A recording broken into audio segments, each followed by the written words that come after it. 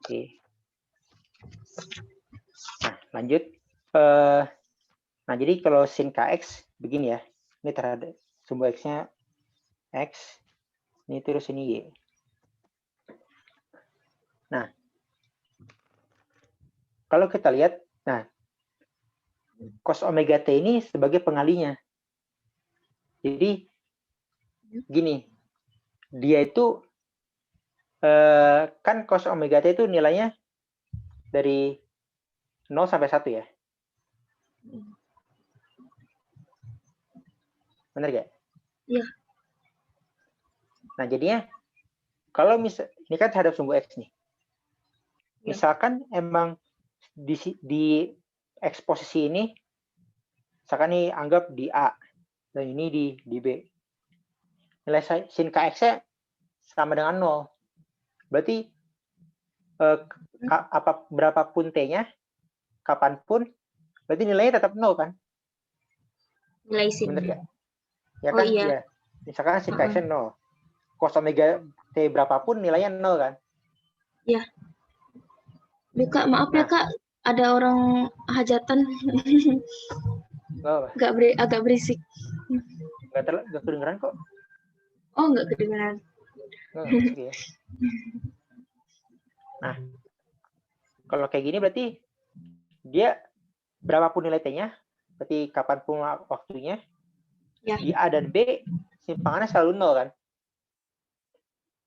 Iya Kak. Nah, berarti ini bisa dibilang ini simpulnya nantinya.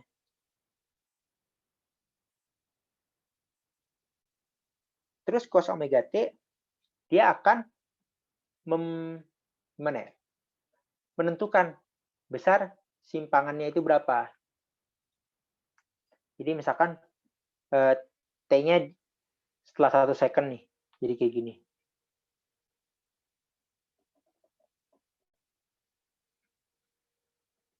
Atau misalkan setelah 3 second, jadi gini.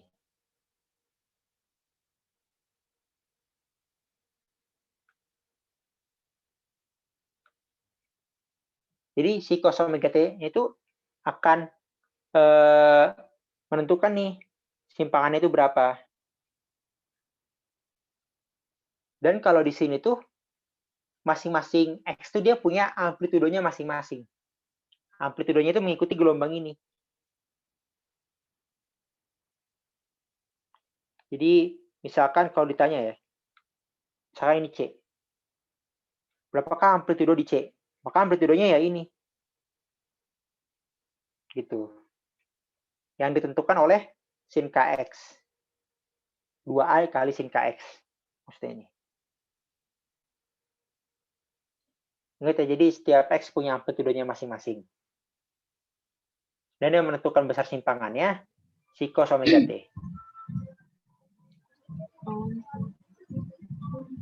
Sejauh ini ada yang mau ditanyain? Berarti kalau semakin besar waktunya tuh gelombangnya tuh bakal makin kecil gitu ya Kak? Ya, nggak bakal makin kecil juga sih. Kan dia cos omega t ya, yang menentukan simpangannya. Cos omega t kan dia naik turun nilainya. Kadang misalnya dari 0 naik ke 1, terus turun lagi kan cos omega t-nya. Ya. Nanti ada kemungkinan juga dia bakal minus. Itu tergantung cos omega t-nya.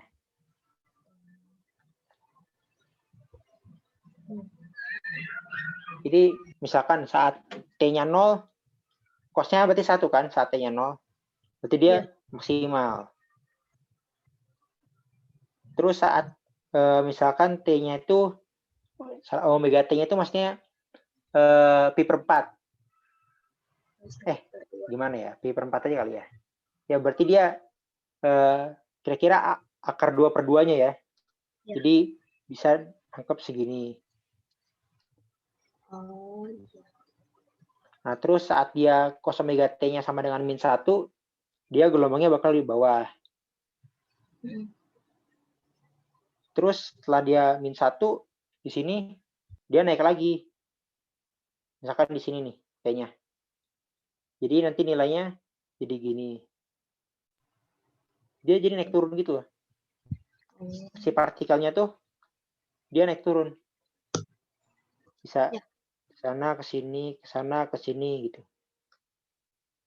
Dan naik turunnya dibatasi oleh gelombang yang biru ini. Si sin Kx. Gitu. Sampai sini ada yang mau ditanyain? Cukup ya? Ya.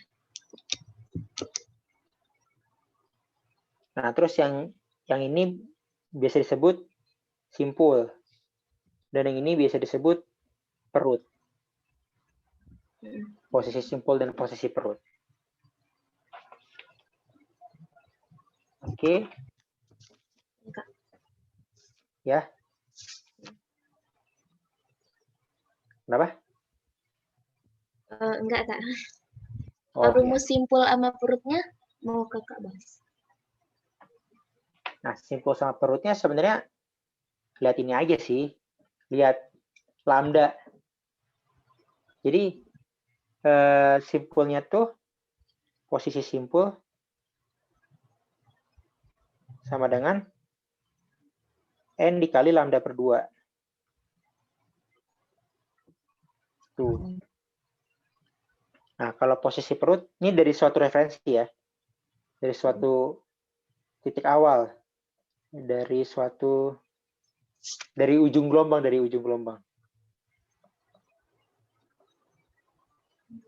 Gimana? Bukan dari ujung gelombang sih. Dari simpul pertama.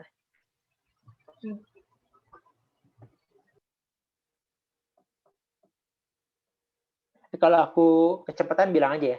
Atau kelambatan juga bilang aja. Ya, Kak. Nah, kalau posisi perut sama dengan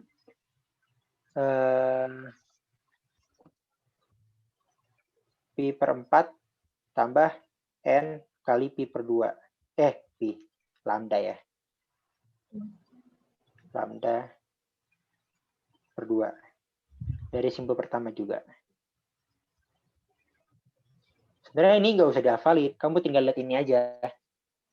Kan dia setengah gelombang ya. Kan dari simpul tuh dia setengah gelombang kan.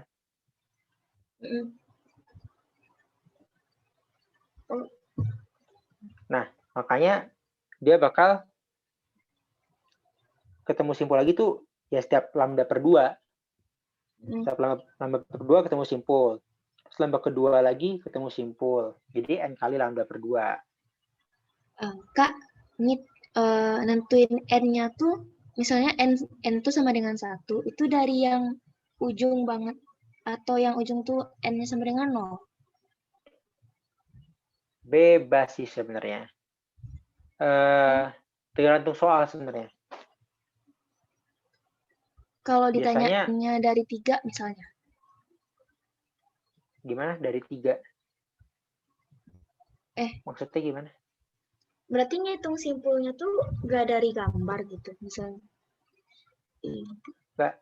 Ini dari simpul pertama aja ya. Maksudnya acuannya simpul pertama gitu. Jadi bisa dibilang bukan simpul pertama deh, biar gampang. Simpul ke 0 untuk kasus ini. Ini kasus umumnya. Ya. Nah, beda lagi nanti sama gelombang pantul. Gelombang yang memantul, yang ujung bebas dan ujung terikat.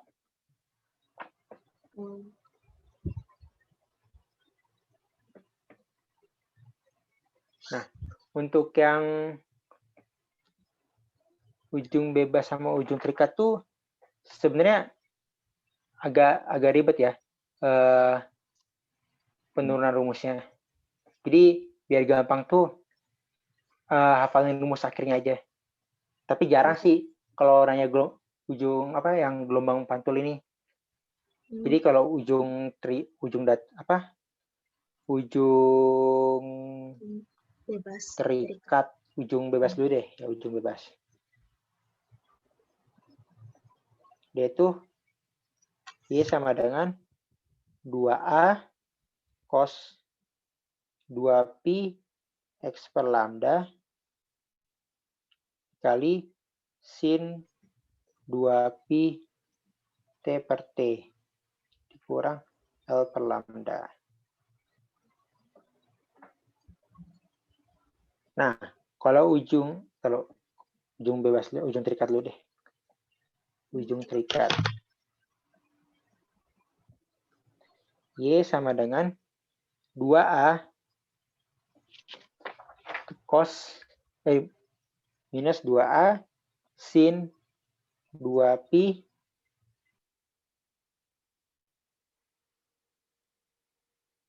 T per T kurang L tambah X. Salah, ini bukan untuk akhirnya. Ntar salah lihat. 2 sin 2pi dikali X per lambda kali cos 2pi T per T min L per lambda. Ini.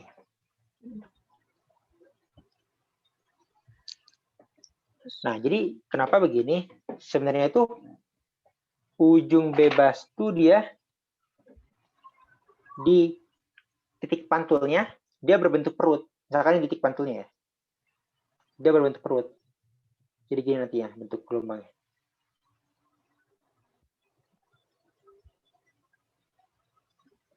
Nah, sedangkan di ujung terikat, dia di tempat pantulnya akan berbentuk simpul.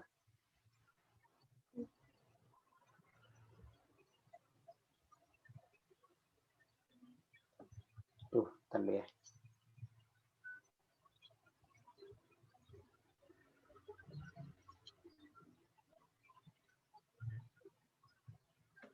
Jadi masalah di ujung aja.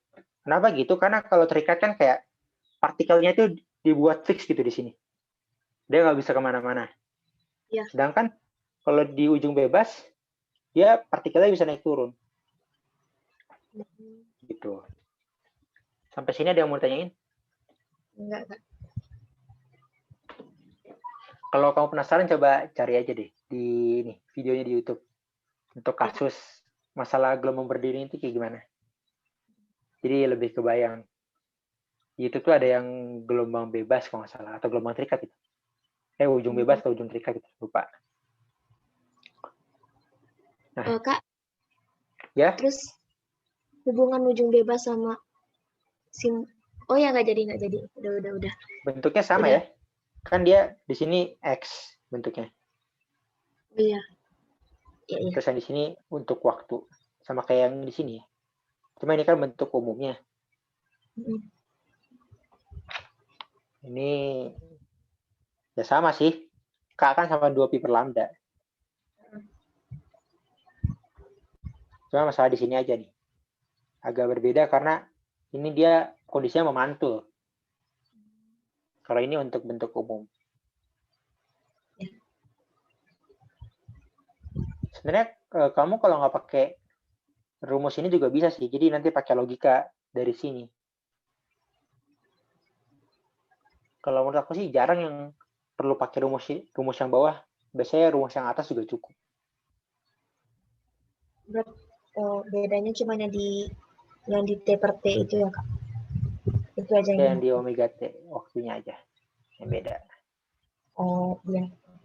Terus untuk yang ini cos-nya itu ya yang kan beda ya. Yang atas cos yang bawah sin. Ya karena ini sih gelombang pantul. Dari gelombang. Kan ini kan iya. Kan kalau yang ujung bebas kan ujung gelombangnya perut ya.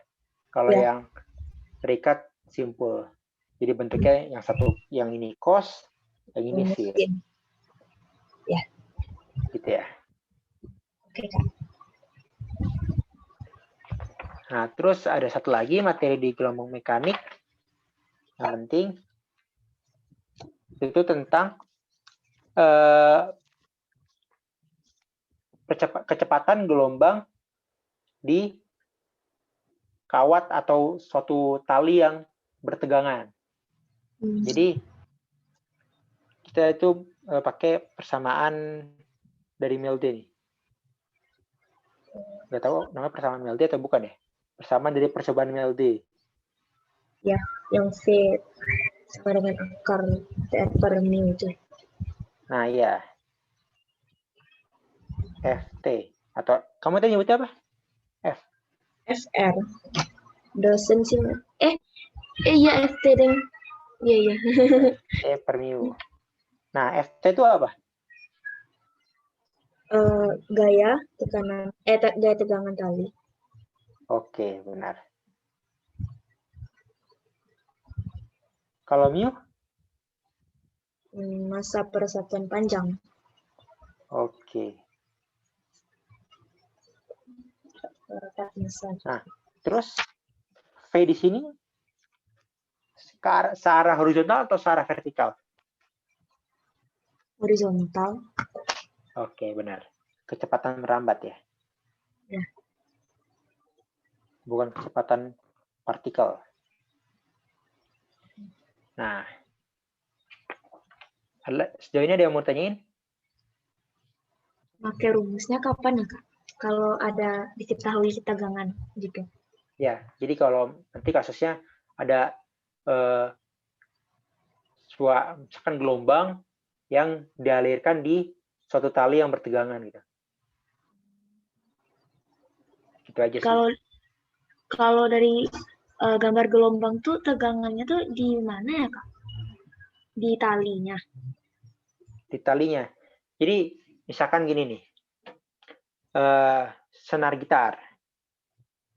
Ya. Kan kalau gitar tuh ujung-ujungnya diikat kan ya? Kan kalau di stem kan dia punya tegangan tertentu ya. Ya. Nah, jadi saat ya bentuk gelombangnya nggak gitu sih, cuman contoh ya, dia gelombangnya ada kayak gini. Nanti dawainya berbentuk gini. Nah, kecepatan merambat ke sananya. Jadi tegangan talinya itu ya jadi sepanjang tali ini, sepanjang tali. Jadi kalau kita tinjau, misalkan bentuk gelombangnya gini, kita tinjau di zoom, jadi nanti ada gaya tegangan tali. Oke.